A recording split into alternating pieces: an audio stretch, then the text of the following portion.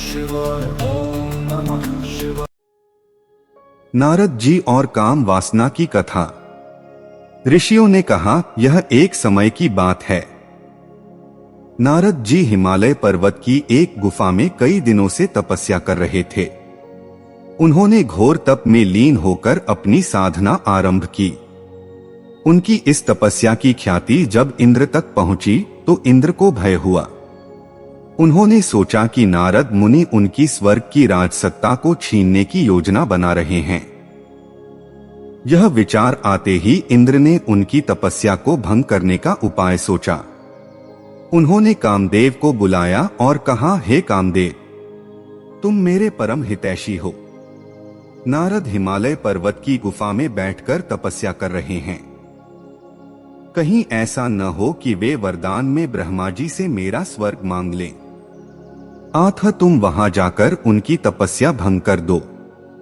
कामदेव ने इंद्र की आज्ञा पाकर वसंत को साथ लिया और बड़े गर्व से उस स्थान पर पहुंचे।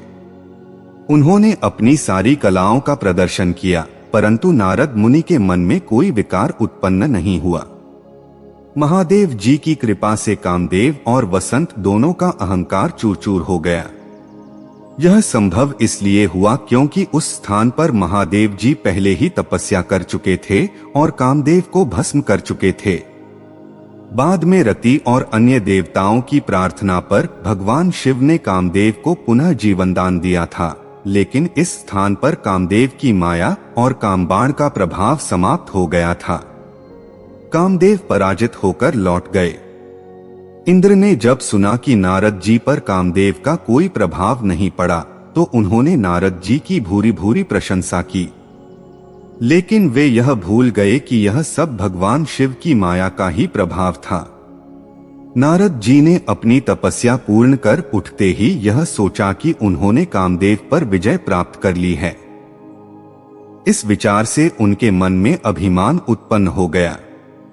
अपनी इस विजय की कथा सुनाने के लिए नारद जी कैलाश पर्वत पर भगवान शिव के पास पहुंचे। उन्होंने शिव को अपनी तपस्या की सफलता और कामदेव पर विजय प्राप्त करने का समाचार सुनाया। भगवान शिव ने उनकी प्रशंसा करते हुए कहा, हे नारद जी, आप बहुत धैर्यवान हैं, पर मेरी एक बात ध्यान रखें। यह समाचार किसी अन्य देवता को न बताएं, विशेषकर भगवान विष्णु को तो कदापि न सुनाएं। लेकिन नारद जी भगवान शिव की इस चेतावनी को भूलकर विष्णु लोक पहुंच गए। उन्होंने वहां भगवान विष्णु को प्रणाम किया और अपनी तपस्या की सफलता और कामदेव पर विजय प्राप्त करने की पूरी कथा सुनाई। भगवान विष्णु ने नारद जी के मन के अभिमान को समझ लिया। उन्होंने नारद जी से कहा, हे नारद जी, आप परम ज्ञानी और नम्र हैं। काम, क्रोध और लोभ मोह केवल उन्हें पीड़ित करते हैं जो भोग और अज्ञान में लिप्त होते हैं। आप तो ज्ञान और वैराग्य के साकार रूप हैं। कामदेव आपकी क्या हानि कर सकते हैं? यह सुनकर नारद जी ने भगवान विष्णु को प्रणाम किया और वहां से चले गए। उनका अहंकार धीरे धीरे बढ़ता रहा और इसके परिणामस्वरूप उन्हें बाद में अपनी भूल का अनुभव करना पड़ा। इस प्रकार नारद जी की कथा हमें सिखाती है कि तपस्या और साधना में सफल होने के बाद भी अहंकार से बचना अत्यंत महत्वपूर्ण है। यह भगवान शिव और भगवान विष्णु की माया थी, जिसके कारण नारद जी कामदेव के प्रभाव से मुक्त रहे। हमें यह समझना चाहिए कि ईश्वर की कृपा से ही सभी उपलब्धियां संभव होती हैं। इस कथा के माध्यम से हमें नम्रता, धैर्य और ईश्वर में अटूट विश्वास का संदेश मिलता है।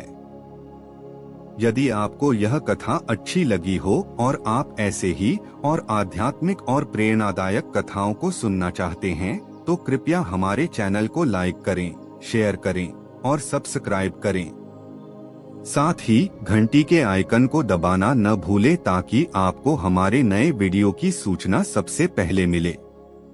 धन्यवाद।